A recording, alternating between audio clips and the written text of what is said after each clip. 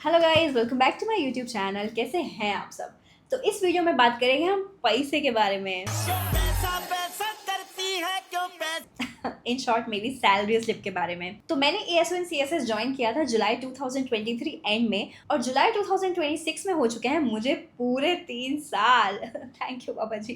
तो इस वीडियो में मैं आपको बताने वाली हूँ कि in these 3 years what was my career progression. And जब मैं आपको बताऊंगी अपनी सैलरी स्लिप तो आपको पता चलेगा कि प्रोग्रेशन नाम की कुछ खास चीज़ है नहीं, सिर्फ करियर ही करियर है।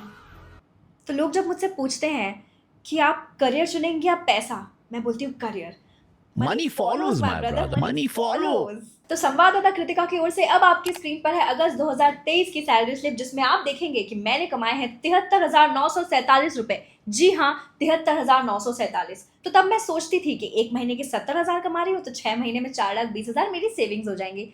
तो भैया हम बहुत ही बड़े बुड़बक थे। मैं इतनी ज्यादा नाइव थी, मुझे कुछ पता ही नहीं था पैसों के बारे में, because yeah we all been there, right.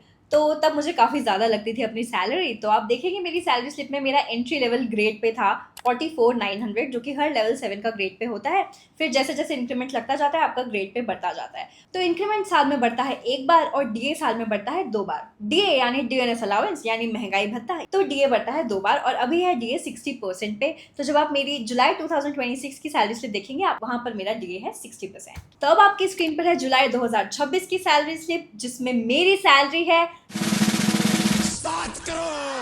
90,310 रुपए। और आप देखेंगे कि 3 साल में 17,000 रुपए बढ़े हैं, और ये 17,000 में इसलिए बढ़े हैं काहे कि इनकम टैक्स नहीं लग रहा है बाबू। अगर इनकम टैक्स लग गई ना तो आप देखेंगे जो ये 17,000 का डिफरेंस आ रहा है, इसमें से 6-7 हज़ार तो आप इनकम टैक्स ही मान लीजिए, because thanks to the new income tax slab अब हमारा इनकम टैक्स नहीं कटता है, लेकिन पहले कटा करता था। एंड देन यूल से कि अरे पिछली साल से में तो इनकम टैक्स था ही नहीं।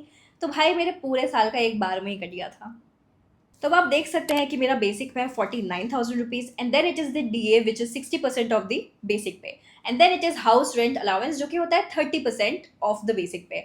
तो काफ़ी लोग मुझे बोलते हैं कि मैम आप क्वार्टर में क्यों नहीं रहती, आपको गवर्नमेंट क्वार्टर नहीं मिलता क्या? तो मिलता है, बट अगर मेरा रेंट मेरे एचआरए से कम है तो मैं गवर्नमेंट क्वार्टर में क्यों रहूँ? अरे भैया, सही टाइम पे सही जगह पे सही क्वार्टर मिलना बहुत मुश्किल है। तो इस टाइम पे गलत जगह पे गलत क्वार्टर लेके मैं इतनी बड़ी गलती नहीं करना चाहती। और गलती से याद आया, एस्पिरेंट्स अपने प्रिपरेशन टाइम में गाइडेंस ना होने की वजह से बहुत सारी गलत किताबें खरीदते हैं, तो इसीलिए मैं करती हूँ book reviews. So the book I am reviewing today is SSC game changer maths, which is a hand picked PYQ book.